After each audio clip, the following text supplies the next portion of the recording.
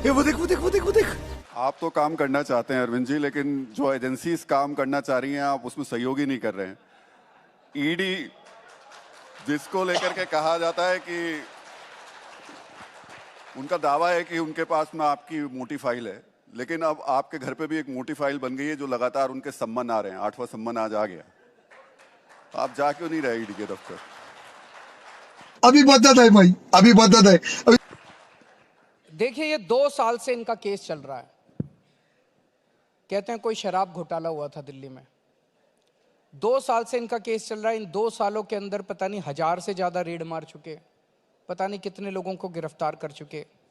इनको अभी तक एक नए पैसे की रिकवरी नहीं हुई। पता नहीं कितने रेड मार चुके। मनीष जी के यहाँ कितनी बार रेड मार चुके, हमारे लोगों पे कितनी रेड मार चुके। मनीष जी अंदर हैं, सतेंद्र जैन अंदर हैं, विजय नायर अंदर हैं, सबके, संजय सिंह अंदर हैं, सबके यहाँ रेड हुई। किसी के यहाँ कोई एक पैसे की रिकवरी नहीं हुई, कहीं कोई रिकवरी नहीं हुई। सुप्रीम कोर्ट में जब ये केस चला तो सुप्रीम कोर्ट की सुनवाई के दौरान जज साहब ने बार बार बोला कि एक आपके पास जरा सा भी एविडेंस नहीं है इस केस के अंदर। This case will not stay for 2 minutes also in the trial court. ये जज के रिमार्क्स थे। तो जाहिर तौर पे इनका मकसद कोई जांच वांच करना नहीं है। ये केस जांच करने के लिए नहीं है। ये केस आम आदमी पार्टी को क्रश करने के लिए है। सही पकड़े हैं। ये आम आदमी पार्टी को क्रश करना चाहते हैं। पूरे देश के अंदर ऐसी पार्टी बता दी जिसके टॉप के नंबर 2, नंबर 3, नंबर 4 के नेता जेल के अंदर बैठे बिना किसी आरोप के। कोई आरोप नहीं, कुछ नहीं। तो ये आम आदमी पार्टी को क्यों क्रश करना चाहते हैं? मुझे लगता है देश नहीं दुनिया के इतिहास में ये अकेली पार्टी है जिसकी 10 साल के अंदर 2 राज्यों के अंदर सरकार बन गई। आज हमारी अकेली पार्टी है जो जनता के मुद्दों की बात करती है। इन लोगों से पूछ लीजिए इनको क्या चाहिए। इनको अपने बच्चों को पढ़ाना है, बीमार हो जाए घर में तो उसका इलाज कराना है, इनको सड़क चाहिए, इनको बिजली चाहिए, इनको पानी चाहिए। कौन सी पार्टी इन मुद्दों की बात करती है? केवल हमारी पार्टी इन मुद्दों की बात करती है।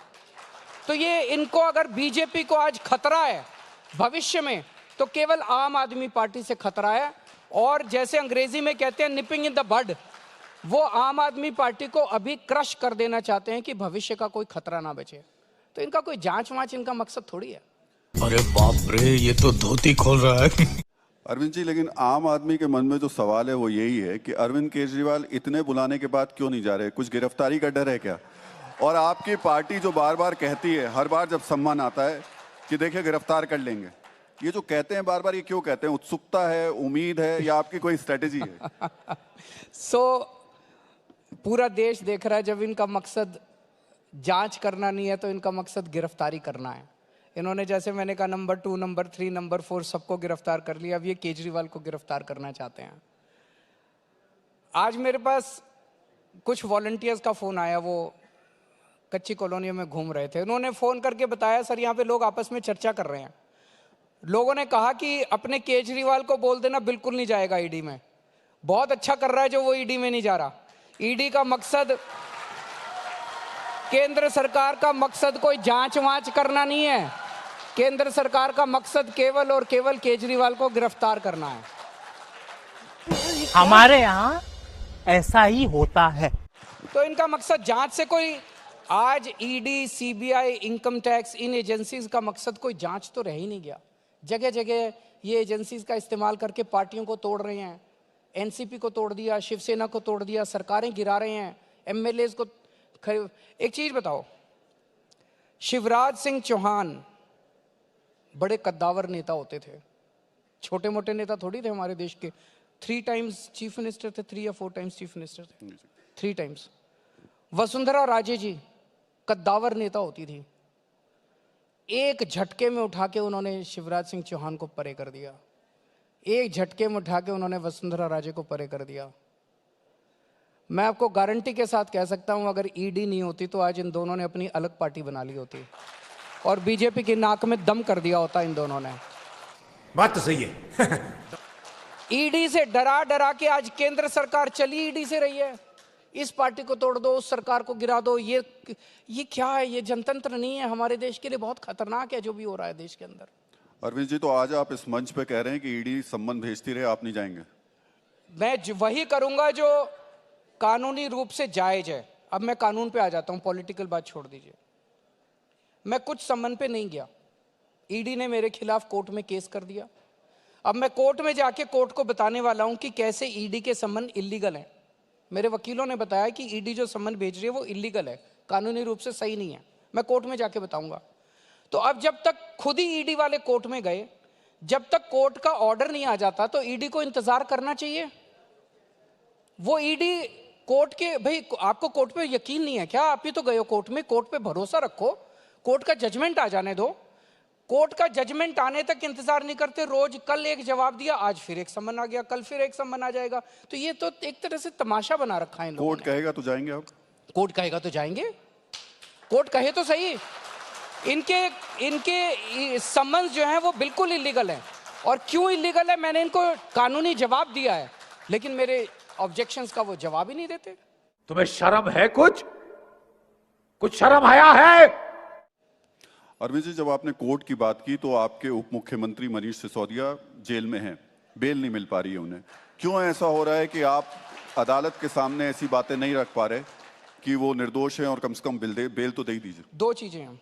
सुप्रीम कोर्ट में जब ये केस चला, आपने देखा होगा, सुप्रीम कोर्ट में जज साहब ने बार बार कहा कि ईडी के पास कोई सबूत नहीं है, ईडी के पास कोई सबूत नहीं है, कोई सबूत नहीं है, कोई रिकवरी नहीं है, एक पैसे की रिकवरी नहीं है, ये केस 2 मिनट के लिए नहीं टिकेगा। ये तो उनकी लाइन थी, ये केस 2 मिनट में नहीं चलेगा। ईडी के केसेस में जमानत क्यों नहीं मिल रही लोगों को? किसी को नहीं मिल रही जमानत ईडी के केस के अंदर, क्यों नहीं मिल रही? अभी तक देश का कानून ये होता था, क्रिमिनल लॉ ये होता था, you are innocent till proved guilty.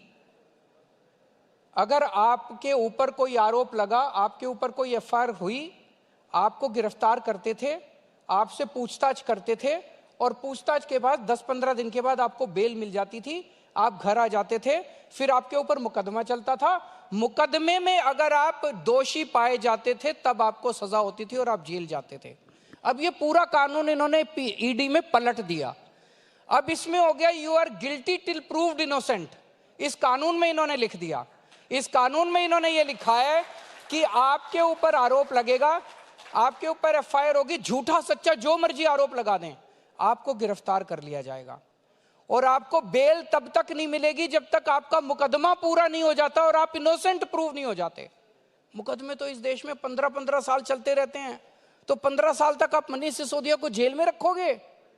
तो ये बेल इसलिए नहीं मिल रही कि वो दोषी हैं, बेल इसलिए नहीं मिल रही कि उन्होंने ये पूरा कानून पलट दिया। इसीलिए ईडी की वजह से आज पार्टियां टूट रही हैं। इस सज्जन को क्या तकलीफ है भाई? क्या तकलीफ है इनको? आप पहले जो कानून था, भाई आपने एफआईआर करी, आप गिरफ्तार कर लो मुझे, मेरे से पूछताछ कर लो, 10 दिन में 15 दिन में मेरे को बेल मिल जाती थी। अब बेल तब तक नहीं मिलेगी जब तक पूरा मुकदमा ट्रायल पूरा होके आप इनोसेंट प्रूव नहीं हो जाते। ये तो गलत कानून है।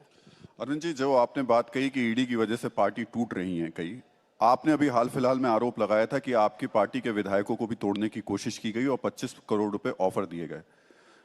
वो मामला थोड़ा आप बताएंगे? ये कई बार इन्होंने कोशिश कर ली, ये पहली बार नहीं है, उसके पहले भी इन लोगों ने कोशिश की है।